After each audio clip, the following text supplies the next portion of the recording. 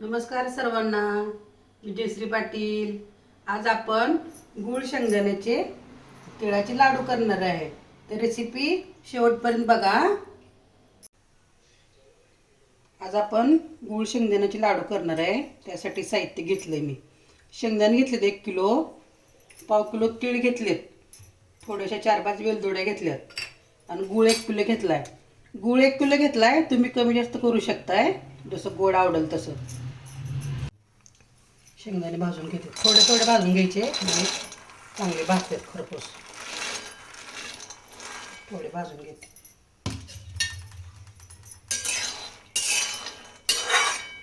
चांगले बारीक गॅसवर खरपूस भाजायचे.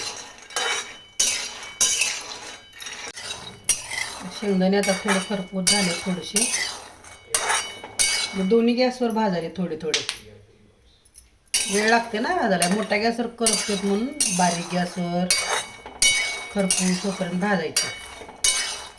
जेवढे शेंगदाणे खरपूस भाजतील तेवढा लावडा आपला चविष्ट होतो. भाजले चांगले शेंगदाणे. आता असे लगेच टरफल निघालं ना, चांगले भाजले. काढून घेते आता शेंगदाणे.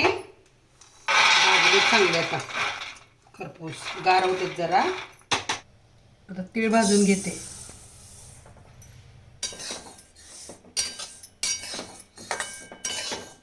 तीळ खाल्लेले खूप फायदे आहेत आपल्याला, आपल्या हाडांसाठी, आपल्या केसांसाठी.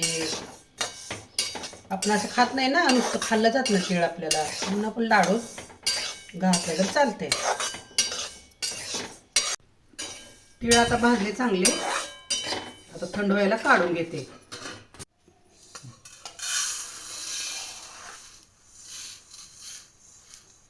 गार झाले आता शेंगदाणे.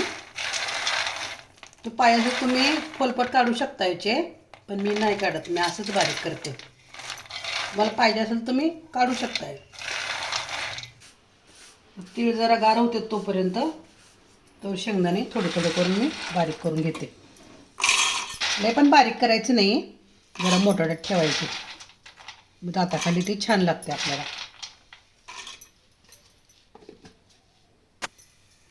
शेंगदाणे माझे सगळे आता बारीक करून झाले. तीळ बारीक करते आता.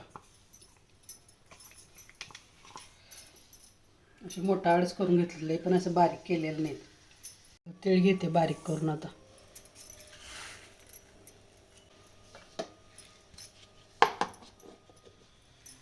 झाले माझे आता तीळ बारीक करून सगळे.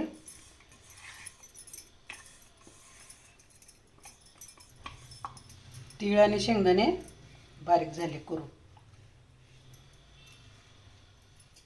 आता मी 2 चमचे तूप टाकते.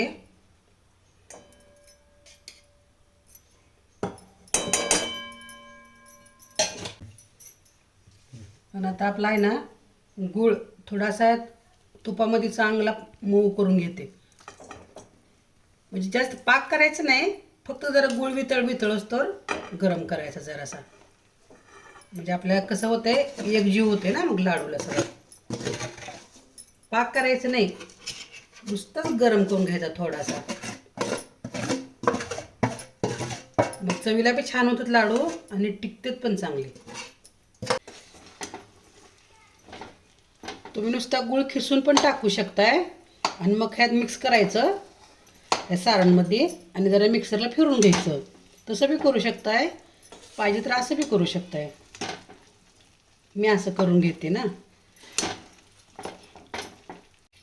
वितळ आता गूळ चांगला. पाक नाही का होऊ द्यायचा, जरा नुसतं गरम करून घ्यायचा वितळ असतो फक्त. आणि आपण आता ह्या सगळंही मिश्रण टाकून घेऊया.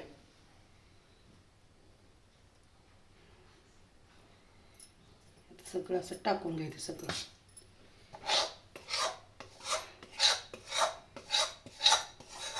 जराच गरम करून घ्या बहिणींनो. अगदी पाक होईपर्यंत भाजू नका. जरा जरा वितळा ना लगे हे करा, नाही तर मग कडक होतील ना लाडू.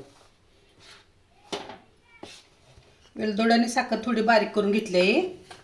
थोडी साखर टाकली होती उगं वेलदोडे बारीक होण्यासाठी. आता हे सगळं टाकून घेते मी आता.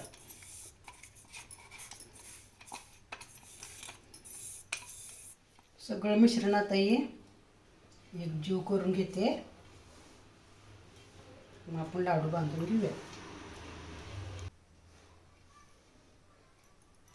एकसारखे असे मध्यम आकाराचे लाडू करून घ्यायचे.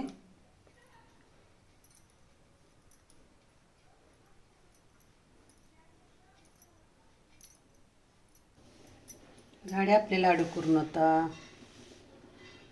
कसे छान झालेत बघा, सगळे मऊ झालेत छान. झाले आपले पौष्टिक गुळ शेंगदाण्यांचे लाडू तयार. कशी वाटली तुम्हाला माझी रेसिपी? कमेंट करून नक्की सांगा. आवडल्यास चॅनलला लाईक करा, सबस्क्राईब करा. धन्यवाद. भेटू पुढच्या व्हिडिओमध्ये.